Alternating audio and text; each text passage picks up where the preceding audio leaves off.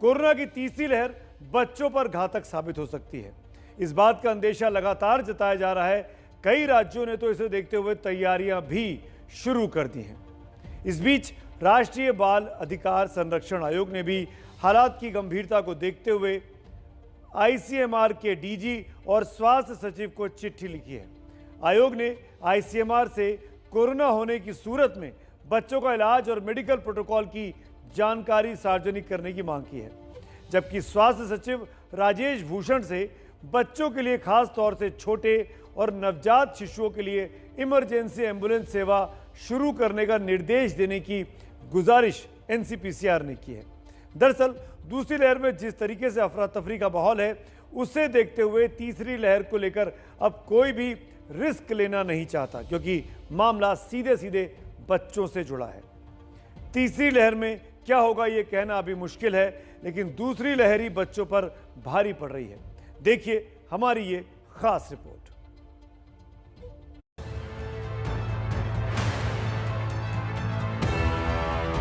Corona की तीसरी लहर तो अभी आई नहीं, लेकिन दूसरी लहर में ही ये तस्वीरें डरा रही हैं।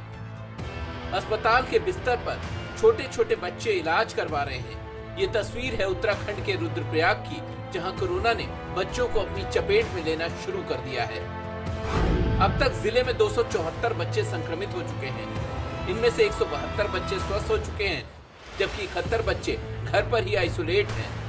संक्रमित होने वाले बच्चों की उम्र 1 साल से 14 साल के बीच की है। दरअसल संक्रमित होने वाले ज्यादातर बच्चों तक संक्रमण उनके परिवार के जरिए पहुंचा। बच्चों में कोरोना के बढ़ते मामलों का असर ये है कि अस्पताल में लोगों की भीड़ है। उनको बाकायदा उनके फैमिली जहाँ पे जो ब्लॉक वाइज वो है, ब्लॉक की मॉनिटरिंग टीम द्वारा उनसे संपर्क, उनके माता पिता से संपर्क किया जा रहा है। सिर्फ रुद्रप्रयाग ही क्यों, पूरे उत्तराखंड में हालात बेहद नाजुक हैं। मई महीने के शुरुआती 15 दिनों में 1700 बच्चे कोरोना से संक्रमित हुए। उत्तराखंड में दूसरी लहर में 5000 बच्चे अब तक कोरोना से संक्रमित हो चुके हैं। हालात की गंभीरता को समझते हुए प्रशासन ने बच्चों के लिए खास तैयारी शुरू कर दी है।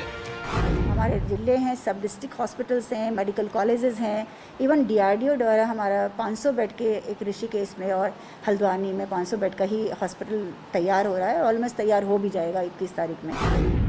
जाहिर है जिस बीमारी की दहशत पूरी दुनिया में है, अगर वो आपके बच्चे तक पहुंचे तो डरना लाजमी है। इसीलिए आपको ये तस्वीरें देखना जरूरी है। ये है बालाघाट की अनन्या, जिसने दुनिया को खौफ में डालने वाले वायरस को महज 7 दिन में हरा दिया। अब इसकी जिंदगी में खेल खिलौने लौट आए हैं, वही प्यार, वही दुलार, वही मस्ती। हालांकि जब परिवार को पता चला था कि अनन्या संक्रमित हो गई है, तो पहले तो उन्हें डर लगा, लेकिन फिर उन्होंने हिम्मत दिखाई। जो शिशु रोग विशेषज्ञ हैं डॉक्टर रावतकर और डॉक्टर बांगरे, इनसे मैंने चिकित्सीय सलाह लिया और उनके सलाह के आधार पर तत्काल अपनी बच्चों की दवाइयां प्रारंभ कराया और अब मेरी बच्ची पूर्णतः स्वस्थ है। और भोपाल के इस अस्पताल की तस्वीर भी देख लीजिए। महज 18 दिन की ये बच्ची जब दुनिया में आई तो कोरोना का संक्रमण भी साथ लेकर आई। 18 दिन तक वायरस से जूझने के बाद आखिर इसने उसे हरा ही दिया। कोरोना का खतरा सब पर है, बच्चों को इससे बचाना बेहद जरूरी है, लेकिन अगर उन्हें कोरोना हुआ भी तो वो अपनी मासूमियत से उसे भी हरा देंगे, यकीन मानिए। तीसरी लहर आए ना आए, लेकिन बच्चों के लिए सुरक्षा के इंतजाम वाकई में जल्द से जल्द पूरे कर लेने चाहिए।